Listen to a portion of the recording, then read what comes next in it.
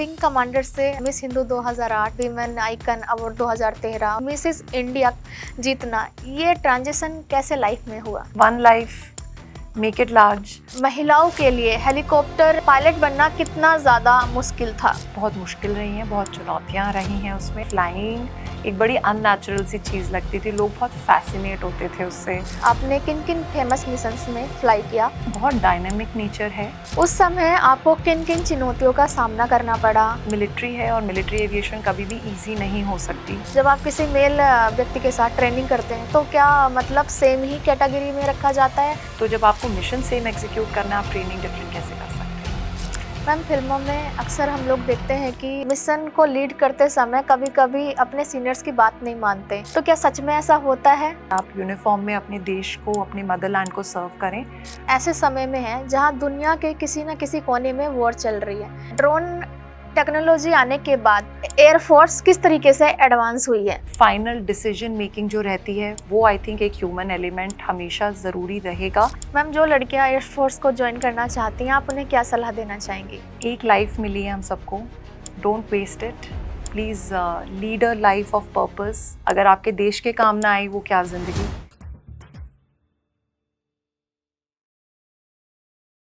नमस्कार दोस्तों, स्वागत है आपका दास रोज टीवी पॉडकास्ट में। मैं आपकी होस्ट अंशु राजपूत और आज हमारे साथ एक बेहद ही खास मेहमान जो विंग कमांडर रह चुकी हैं। जी हाँ, हम बात कर रहे हैं wing commander Anjali Rathi ma'am की। तो चलिए बिना किसी देरी के मैम से बात करते हैं। मैम, बहुत बहुत स्वागत है आपका रोज टीवी पॉडकास्ट में। Thank you so much. कैसी हैं आप?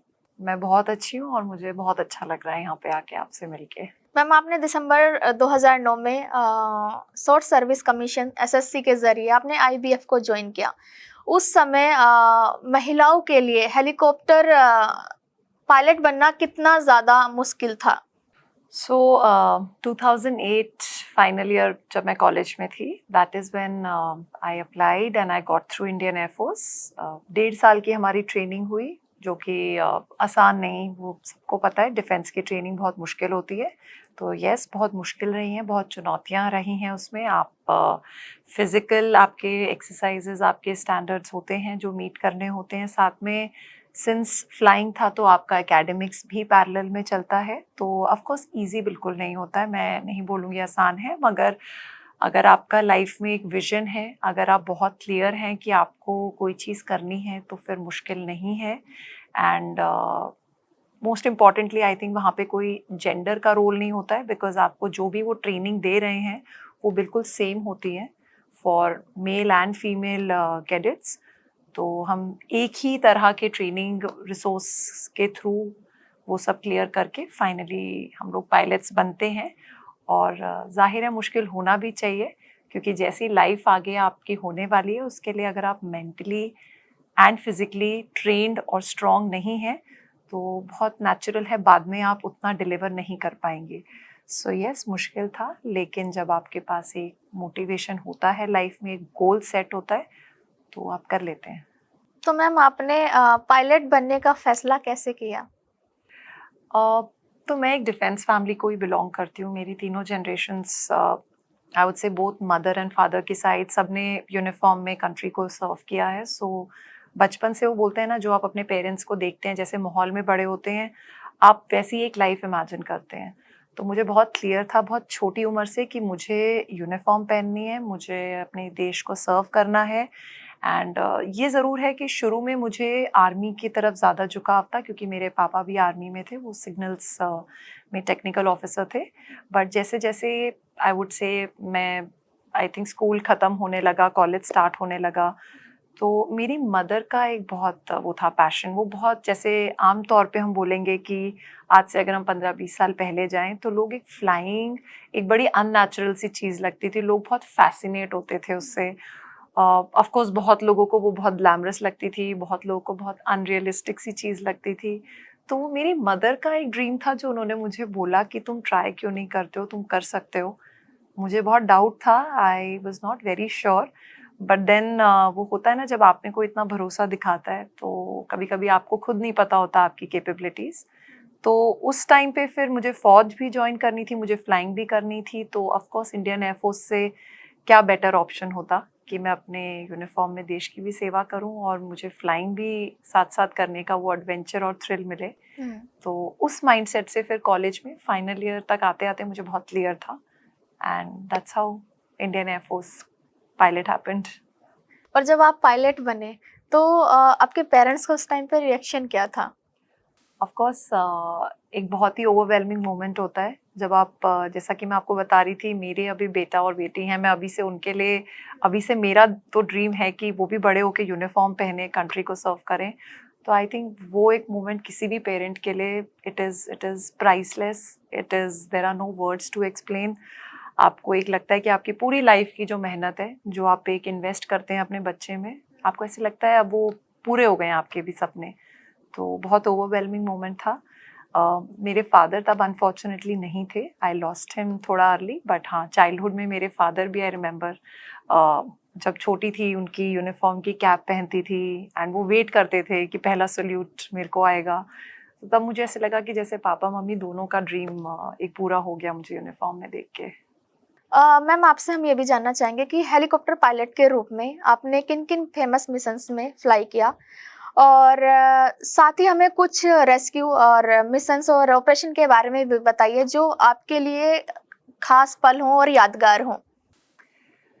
तो देखिए हेलीकॉप्टर फ्लाइंग में आई थिंक हर पायलट बहुत different I think missions fly करते हैं। आपका सर्च एंड रेस्क्यू होते हैं, आपके डिजास्टर रिलीफ में पार्टिसिपेट करते हैं। आई थिंक हर मिशन जो आप फ्लाई करते हैं हेलीकॉप्टर में वो एक्सट्रीमली चैलेंजिंग होता है, because most of the time कहीं पे कुछ नेचुरल कैलामिटी है, कहीं पे किसी को रेस्क्यू करना है, चाहे वो फ्लड्स आ गए हों या कहीं पे अगर कोई पायलट, हमारे फाइटर अगर कोई पायलट इजेक्ट करते हैं उनको, अगर आपको एक एक हॉस्टाइल टेरेन से अगर आपको उनको रेस्क्यू करके लाना है, या अगर आपको अपने ट्रूप्स को लॉन्च करना है किसी हॉस्टाइल टेरिटरी में, तो आई थिंक बहुत डायनेमिक नेचर है जो हमारे हेलीकॉप्टर फ्लाइंग का है।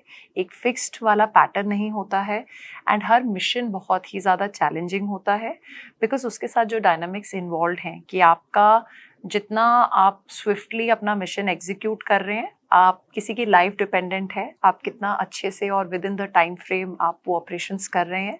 सो I think day to day life में आपके रूटीन में ही ऐसे बहुत चैलेंजिंग मिशंस आते रहते हैं, बट देन येस, जब आप वेदर, जब आप, हम बोलते हैं वेदर मतलब जो मौसम जो कि अनप्रिडिक्टेबल होता है, जैसे आप नॉर्थ ईस्ट में अगर बात करें तो कभी भी कहीं पे भी वेदर पैकअप हो जाता है। तो जब आप वेदर से भी आप स्ट्रगल कर रहे हैं, आपकी टेरेन बहुत वहाँ पे it's not a very plan terrain, तो जब आप इन सारे फैक्टर्स के साथ ऑलरेडी स्ट्रगल कर रहे हैं, बट स्टिल कि आपका mission is very important, because आपको किसी की जान आपके उस पर डिपेंडेंट है, आप कितना स्विफ्टली एग्जीक्यूट कर रहे हैं। तो आई थिंक एंड रिजल्ट उसका बहुत सेटिस्फाइंग होता है, और आई थिंक यही वो रीज़न है जो मैं आपको बता रही थी कि आपकी ट्रेनिंग के टाइम आपको इतना प्रेशर में डाला जाता है, बिकॉज हर आपका मिशन ऐसा नहीं है कि आप कितनी भी प्लानिंग कर ले it will go as planned. कौन सा डायनामिक कब किस टाइम पे चेंज हो रहा है, तो इसलिए आपको अपने आप को एयरक्राफ्ट से हर टाइम पे थोड़ा अहेड, बोलते हैं अहेड ऑफ द एयरक्राफ्ट, वो थिंकिंग रखनी पड़ती है। आपको प्रेशर में ब्रेक डाउन नहीं होना है, आपको उस टाइम कामली डिसीजन मेकिंग करना है, क्योंकि ना सिर्फ उस जहाज़ की सेफ्टी, बट आप जिनको रेस्क्यू करने जा रहे हैं उनकी लाइफ, वो सब आपके उस टाइम आई वुड से डिसीजन मेकिंग और स्किल्स पे डिपेंडेंट है। तो आप जब आप ये मिशन एग्जीक्यूट करते हैं to the best of your ability, आप किसी की जान बचाते हैं, उसके बाद एक जो वो फीलिंग है वो बहुत सेटिस्फाइंग होती है। एडवेंचर थ्रिल तो है, but by the end of the day आपने सक्सेसफुली मिशन एग्जीक्यूट किया, आपकी वजह से किसी की जान बची है, वो एक बहुत सेटिस्फाइंग फीलिंग होती है। तो क्या कोई एक ऐसा मिशन है जिस पे आप गए थे और आप लेके, और जो आपको याद हो उसके बारे में आप बताना हाँ, चाहेंगे? एक मुझे बहुत क्लियरली एक मिशन जो बहुत फॉन्डली भी आई रिमेम्बर इज बिकॉज यही नॉर्थ ईस्ट का ही था एक मिशन, जहाँ पे हमें एक lady was in a very critical condition, उसको हमें एक मेडिकल, जो हमारे हेलीपैड्स क्रिएटेड होते हैं मेडिकल सर्विसेज जहाँ जहाँ अवेलेबल होती है, बिकॉज वहाँ पे काफ़ी सारे ऐसे स्ट्रेचेस हैं जहाँ पे रोड एंड एक्सेस ये सब नहीं होता, तो हमें उनको with in a time bound period वहाँ से रेस्क्यू करके नियरेस्ट हेलीपैड लेके जाना था।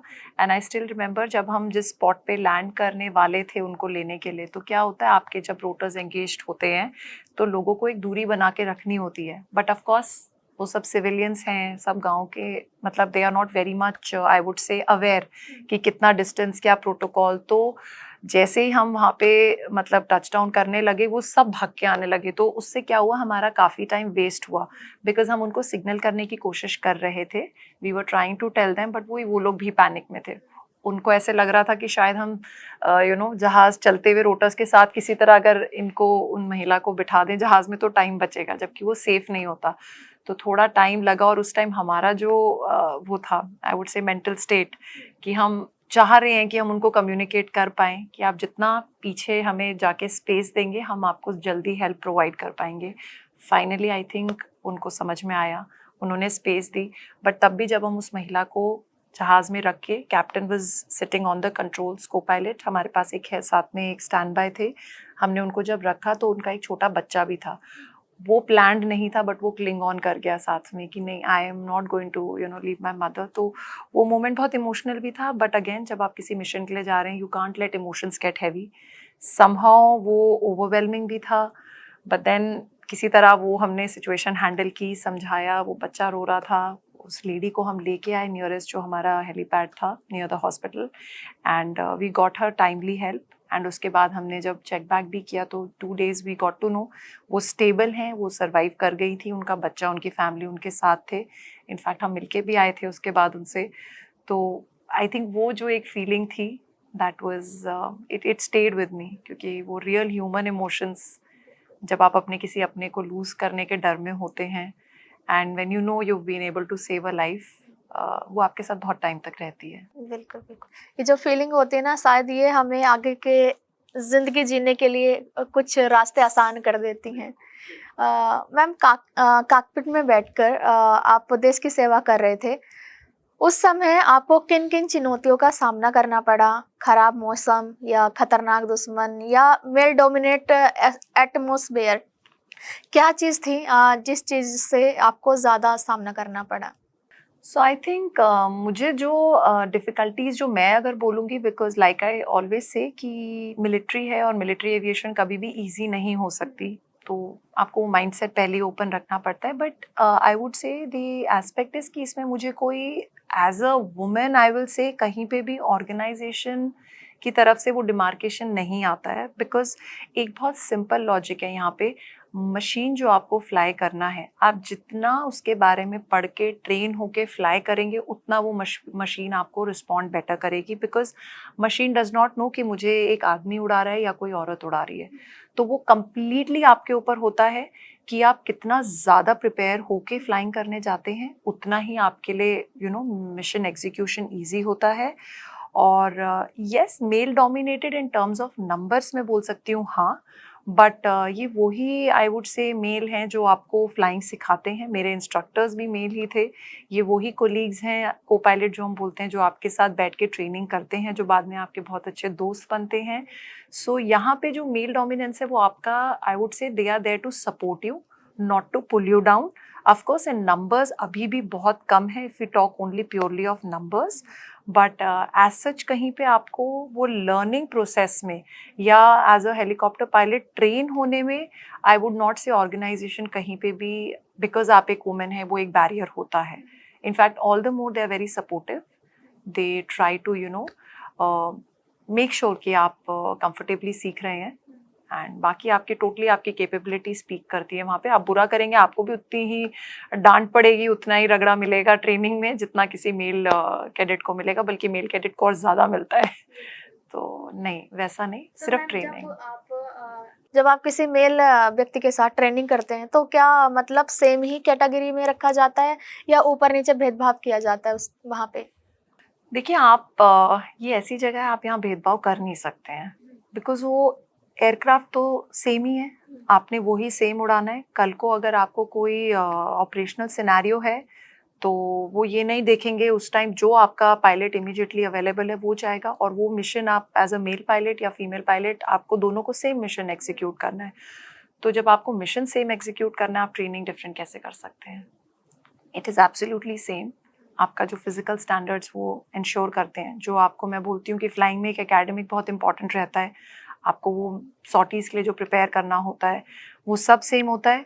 और एवरी मॉर्निंग जो हमारा एक ब्रीफिंग होता है, जहाँ पे आप मिशन के बारे में, जब हम जूनियर पायलट्स होते हैं, हमें पूरा अपने सीनियर को ब्रीफ करना होता है। आपको डांट भी, आपको वो जो सुनाते हैं वो भी सब सेम होता है। वहाँ कोई मुझे स्पेशल प्रिविलेज नहीं मिलेगा कि अच्छा ये because she is a lady cadet या लेडी ट्रेनी है तो मैं इसको थोड़ा सॉफ्टली समझाऊँ। In fact you are put on the same platform. आप सुबह जब ब्रीफिंग में इमरजेंसी कवर करते हैं या आप अपने सीनियर को जब मिशन एक्सप्लेन करते हैं, वो आपको बिल्कुल एक सिर्फ एक पायलट, एक somebody who's going for a mission, ये उस लेंस से देखते हैं। At least in the organisation that I have served, ऐसा कहीं पे कोई स्कोप ही नहीं है इस टाइप का बायस करने का। और जो कैंडिडेट होते हैं वो लोग कैसे बिहेव करते हैं? मतलब जो कोलीग्स होते हैं साथ में, आप शुरू में बिकॉज देखिए, आप जब जिन लोगों के साथ आप ट्रेनिंग के हार्डशिप साथ में कर रहे हैं ना, वो जो आपके बॉन्ड्स बनते हैं, जो आपके कोर्समेट्स हैं, शुरू में ऑफकोर्स आप सब नए आए होते हो, थोड़ा आइस ब्रेकिंग बिकॉज, बट थोड़े दिन में जब वो आप उस ट्रेनिंग के रूटीन में इन्वॉल्व हो जाते हैं तो कोई मेल फीमेल नहीं रह जाता। In fact you make the best of friends. वो आपके बोलते हैं एक ब्रदर्स फॉर लाइफ हो जाते हैं। I can be very confident even today, अगर कोई आपका पुराना मेरा कोई कोर्समेट मिलता है, अगर मैं उससे बात करती हूँ तो वही फॉन्डनेस है जो एकेडमी में थी। एंड ये ब्रदरहुड जो होता है कोर्समेट्स में, वो पूरी लाइफ आपके साथ रहता है, not limited to a certain place where you are posted together. तो वो आई वुड से बहुत ऑर्गेनिक, बहुत ओरिजिनल एंड बहुत लॉन्ग लास्टिंग लाइफ टाइम के बॉन्ड्स बनते हैं आपकी ट्रेनिंग एकेडमी में। नाइस। मैम, विंग कमांडर से मिस हिंदू 2008 और उसके बाद विमेन आइकन अवार्ड 2013 और उसके बाद मिसेस इंडिया जीतना, ये ट्रांजिशन कैसे लाइफ में हुआ? सो I've always said this one thing कि बोलते हैं ना, one life, make it large. I feel you do have a lot of passions. You can have a lot of passions at the same time. Of course, आपको हर stage पे life पे आपकी there is one core priority. So when I was in Hindu college, मैं graduation में Miss Hindu बनी थी and I was very passionate। उस time मैं अपने college में modeling उसमें भी थी, society में Miss Fresher भी मिला था। But that was my passion. I was very clear कि मेरा career trajectory जो मैंने बचपन से सपना देखा था, wearing my uniform and serving the country, वो ही था। So then when I joined the services 2013, जब मैं जोधपुर में थी, तो वहाँ पे हमने काफ़ी SAR मतलब सर्च एंड रेस्क्यू ऑपरेशंस बोलते हैं, मिशंस एग्जीक्यूट किए थे, जिसके लिए from the FO side also Jaipur में मुझे कॉन्फर किया था इसके साथ women icon award 2013। And I think जब मैंने अपना शॉर्ट सर्विस टेन्योर कंप्लीट किया 2023 में, आई वॉज वेरी क्लियर कि लाइफ यहाँ स्टॉप नहीं हो रही है। इट्स जस्ट मेरा वो टाइम था री इन्वेंट करने का, टू रीलिव सम पैशंस जो बिकॉज फौज एक इतना डिमांडिंग प्रोफेशन है कि आप पूरा होल सोल, आप अपना 2000% सिर्फ फौज को देते हैं जब आप फौज में होते हैं, which is rightfully so because it is a demanding profession. तो जब वो टेन्योर कंप्लीट हुआ, I think Mrs India opportunity मुझे मिली एंड लाइफ में एक पर्पस ड्रिवन जो थिंकिंग है वो मेरी हमेशा से रही है। तो मुझे लगा कि अभी लाइफ यहाँ ख़त्म नहीं हो रही है, आप अपने लाइफ में और बहुत ब्यूटीफुल फेजेस हैं जो मैं एक्सप्लोर कर सकती हूँ। And Mrs India gave me another platform जहाँ मैं अपनी वॉइस जो मैं बोलती हूँ फॉर वुमेन एम्पावरमेंट और फॉर यूथ मोटिवेशन या for the education of under privileged, मुझे ऐसे लगा कि ये मुझे गॉड एक अपॉर्चुनिटी दे रहा है, एक प्लेटफॉर्म दे रहा है जहाँ थोड़ा सा ही सही but I can extend my voice in support of these causes. And मैंने वो होल हार्टेडली वो ली opportunity and that's how. Ma'am, आपने अपने शब्दों में अभी एक लाइन मेंशन की थी, one life make it large, इसका मतलब आपसे जानना चाहेंगे हम। एक ही जिंदगी मिली है आपको, सिर्फ अपने लिए जी के निकाल दी तो क्या बचा फिर लाइफ में। अगर आपकी जिंदगी में आप किसी और के काम नहीं आ पा रहे हैं, किसी और के लिए, अपने जैसे देश के लिए मैं बोलती हूँ, देश के साथ साथ आप अपने कोलीग्स के लिए, या अगर आप जैसे मैंने कुछ आपको इश्यूज बताए फॉर वुमेन एम्पावरमेंट या यूथ मोटिवेशन के लिए, अगर आप चाहे छोटे ही लेवल पे कुछ एक डिफरेंस क्रिएट नहीं कर पा रहे हैं, आप किसी की मदद नहीं कर पा रहे हैं, आप कोई पर्पज़ नहीं अगर दे पा रहे हैं, तो उसका फ़ायदा नहीं है। प्लस एक ही ज़िंदगी मिली है, आपके जितने भी ड्रीम्स हैं, पैशंस हैं, वो इसी लाइफ में आपको जीने हैं। एक अलग लाइफ नहीं मिलेगी अपने ड्रीम्स फुलफिल करने के लिए। तो आप जितना इस एक लाइफ में पर्पज़ ला सकते हैं, I think it is worth it. And जितने भी आपके ड्रीम्स हैं, एम्बिशंस हैं, पैशंस हैं, वो सब आप इस एक लाइफ में जिए और कोशिश करिए कि आपके थ्रू किसी और का भी थोड़ी मदद हो पाए, आप किसी को मोटिवेट कर पाए. तो I think that is the best life that you can think of. Ma'am, फिल्मों में अक्सर हम लोग देखते हैं कि जो पायलट हैं वो मिशन को लीड करते समय कभी-कभी अपने सीनियर्स की बात नहीं मानते। तो क्या सच में ऐसा होता है? नहीं, देखिए मैं आपको बताती हूँ, जैसे नॉर्मल जॉब्स में ये होता है डिफरेंस ऑफ ओपिनियन. फौज में I think that difference of opinion you can have. I mean अगर आप मेरे सीनियर हैं, मैं एक तरीके से एक मिशन एग्जीक्यूट करना चाह रही हूँ, I can speak to you and tell you that I think ये ऐसे कर सकते हैं, but eventually the call is with the senior. Because आप ये समझिए कि यहाँ पे आप डिसीजन मेकिंग में डेमोक्रेसी अगर अलाउ कर देंगे तो it is not a job that you are doing. यहाँ पे आपके नेशन की सिक्योरिटी है. a mission execution has to be done to the 100% accuracy के साथ. तो वहाँ पे एक बहुत अनसेड रूल है कि a senior's decision will finally take precedence. क्योंकि फौज में हम एक जो सीनियरिटी है वो एक एक्सपीरियंस के साथ आती है. मे बी मैं वो मिशन अभी कुछ साल से लीड कर रही हूँ, बट आई एम श्योर जो मेरे मिशन लीडर हैं वो मुझसे और बहुत सालों से ही seen much more than me. तो वो आपको एक फेथ अपने सीनियर पे रखना पड़ता है कि आप ऑल्टरनेट सजेस्ट कर सकते हैं, but by the end of the day वो डेमोक्रेसी में नहीं चलेगा. It has to be a seniors word which has to be taken when it comes to mission execution, and that is rightfully for a reason. तो ma'am, इसी से फिल्मी में से जुड़ता हुआ मेरा एक सवाल है कि फिल्मों में एयरफोर्स को हमेशा ग्लैमराइज तरीके से दिखाया जाता है और दूसरी तरफ कहीं ना कहीं लोगों को लगने लग जाता है जैसे कि मानो मॉडलिंग की कोई जॉब चल रही हो. तो आप हमारे दर्शकों को और जो लोग एयरफोर्स को ज्वाइन करना चाहते हैं उनको कोई एग्जाम्पल देके बताइए कि कितनी जिम्मेदारी वाला जॉब है ये. सो देखिए, ये दो अलग चीज़ें हैं. पहली चीज़ तो ये है कि सबसे इम्पॉर्टेंट है जो हमारी आज की यूथ है उनको मोटिवेट करना पहले तो, कि they should have the courage and conviction कि आप यूनिफॉर्म में अपने देश को, अपने मदरलैंड को सर्व करें. सो आई एग्री कि टू अ ग्रेट एक्सटेंड उनको इन्फ्लुएंस या उनको मोटिवेट करने के लिए आप जो पीआर यूज़ करते हैं, एक ग्लैमरस वो दिखाते हैं, yes that's not wrong because आप उनको मोटिवेट करना चाह रहे हैं. But when you talk of actual life, मैं तभी बहुत क्लियरली बोलती हूँ कि वो कोई एडवेंचर या ग्लैमर नहीं है. It is an absolute, I would say, commitment to your country. It is responsibility कि आपको जो जिम्मेदारी दी गई है वो आप पूरा 100% अपना डिलीवर करें.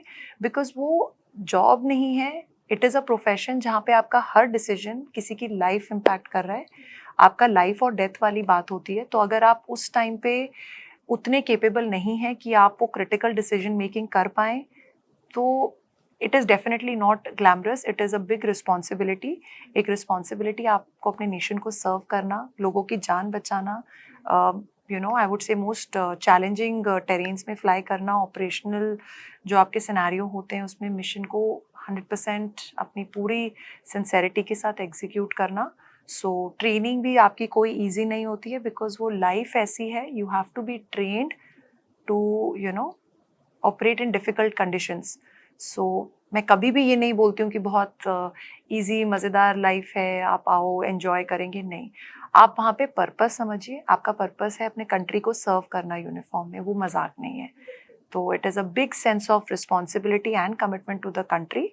बट ऑफकोर्स जब आप फ्लाई करते हैं जो एक वो प्राइड एंड ऑनर फील होता है, वो एक बहुत ही, आई वुड से, वो फीलिंग आपको दुनिया में और कोई फीलिंग आप कुछ भी कर लें वो नहीं आ सकती. आप कोई भी प्रोफेशन में चले जाएं, आप अच्छे से अच्छे एक्सपेंसिव से एक्सपेंसिव कपड़े पहन ले, बट एक जो आप यूनिफॉर्म पहन के अपने कंट्री को सर्व करते हैं, वो एक जो फीलिंग है, वो definitely that's worth $1 million, not even that. In fact वो प्राइसलेस फीलिंग है. वैसे तो मैम हमारी आर्मी को किसी भी परिचय की आवश्यकता है नहीं, लेकिन हम लोग आपसे उन ब्रेव ऑफिसर्स के बारे में जानना चाहेंगे, उनकी कहानियों के बारे में जानना चाहेंगे, ताकि हमें और उन लड़कियों को जो एयरफोर्स को ज्वाइन करना चाहती है उनको जाननी चाहिए. सो देखिए, आई वुड सिंपली से कि यस, मैंने जैसे 2008 में भी ज्वाइन किया, तब जैसे फाइटर्स में ट्विन इंजन में तब नहीं थी, बट आज की डेट में हमारी जो बहादुर लड़कियां फाइटर्स भी उड़ा रही हैं, ट्विन इंजन भी। इनफैक्ट कॉम्बैट में आप कहीं पे भी देखिए, देयर इज नो फील्ड जहाँ पे girls are not performing and they are excelling.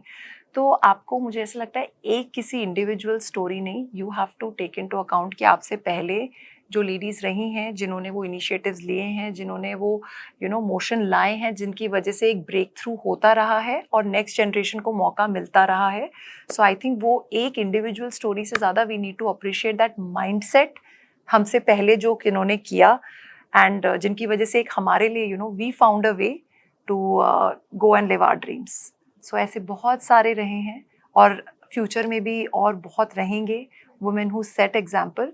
तो चेज the mindset, not an individual story, and हर किसी को ट्राई करना चाहिए जैसे उन्होंने हमारे लिए दे पेव्ड अ वे, कि हम भी अपने लाइफ में अपनी कैपेसिटी में कुछ ऐसा करें कि we pave a way for the next generation to come out of it. मिलके हम सारे एक डिफरेंस ला सकते हैं। बिल्कुल मैम। मैम, हम ऐसे समय में हैं जहां दुनिया के किसी न किसी कोने में वॉर चल रही है, तो आप हमें ये बताइए कि बिना एयरफोर्स के वॉर कैसे हो जाती है, और साथ ही साथ हम आपसे ये भी जानना चाहेंगे कि आज के समय में एयरफोर्स वॉर का कितना इम्पोर्टेंट हिस्सा है, और ड्रोन टेक्नोलॉजी आने के बाद एयरफोर्स किस तरीके से एडवांस हुई है। सो सी, ड्रोन टेक्नोलॉजी आने से ऑफ कोर्स, अगर आप टेक्निकल, आजकल का जो वॉरफेयर है वो बहुत मॉडर्नाइज्ड हो गया है। Drone technology is playing a very important part. आपका जो रीच, प्रिसिजन, टारगेटिंग है वो ऑफ कोर्स बहुत इम्प्रूव हुआ है, बट एक जो फाइनल डिसीजन मेकिंग जो रहती है वो आई थिंक एक ह्यूमन एलिमेंट हमेशा ज़रूरी रहेगा, आप कितना भी टेक्नोलॉजिकली एडवांस हो जाएं। एंड एयरफोर्स के बिना वॉर इनएविटेबल है। ऑफ कोर्स आपके लिमिटेड कॉन्फ्लिक्ट्स होते हैं जहां डायरेक्ट एयरफोर्स का इन्वॉल्वमेंट नहीं आता है, but those are limited, I would say, conflicts जहाँ पे भी अगर एक फुल फ्लेजेड वॉर की बारी आती है, एयरफोर्स का role, of course air dominance, air superiority के बिना it is very difficult for any country to win a war, and thankfully our air force is very very capable to face any kind of scenario and to make sure that our country is safe. Ma'am, जो लड़कियां air force को join करना चाहती हैं, आप उन्हें क्या सलाह देना चाहेंगी। Please give wings to your dreams. It is a life of passion and pride. मेहनत करिए, hard work करिए, and yes, the nation needs, I would say, more girls who want to serve their country and who want to give it their best. It is a life less ordinary. It is not just a profession, it is not just a job, but it is definitely a place where you're serving your country selflessly, and flying is an experience which I think cannot be expressed in words. So yes, I would say all out, you must join. Thank you ma'am. मेरे सवाल तो ख़त्म हो गए, लेकिन मैं आपसे ये भी जानना चाहूँगी कि आजकल आप अपनी लाइफ में क्या कर रहे हैं। So like I mentioned, जब मेरा शॉर्ट सर्विस टेन्योर कंप्लीट हुआ 14 years 2023, मैंने अपना MBA कंप्लीट किया। उसके बाद Mrs India, I won the Mrs. India title. Thereafter 1 year, whatever opportunities I got, I made the full and the best use of it. And जब मेरा वो crown का 1 year कंप्लीट हो रहा था, thereafter I joined a IT consultancy, and presently मैं अभी corporate में हूँ। I am into the TA team and I'm leading the recruitment.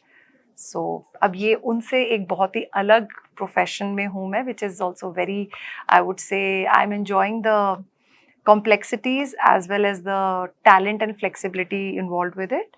So अब ये मेरा लाइफ का एक थर्ड करियर फेज चल रहा है, which I'm enjoying wholeheartedly. Wow, nice. Ma'am, आप हमारे दर्शकों को कोई स्पेशल मैसेज देना चाहेंगी। I think my only message will be कि एक लाइफ मिली है हम सबको, don't waste it. Please lead a life of purpose. अगर आपके देश के काम ना आई वो क्या ज़िंदगी, तो आप जिस भी फॉर्म में सर्व कर सकते हैं, इन और out of uniform, it is your choice, but make sure you are serving your country, and always remember service before self. आपके नेशन से पहले आपके लिए कुछ नहीं होना चाहिए। So serve your country with utmost pride and compassion in your heart. Thank you so much ma'am. आपसे बातचीत करके बहुत अच्छा लगा और बहुत कुछ जानने का मौका मिला एयरफोर्स के बारे में, तो thank you so much ma'am. Thank you so much.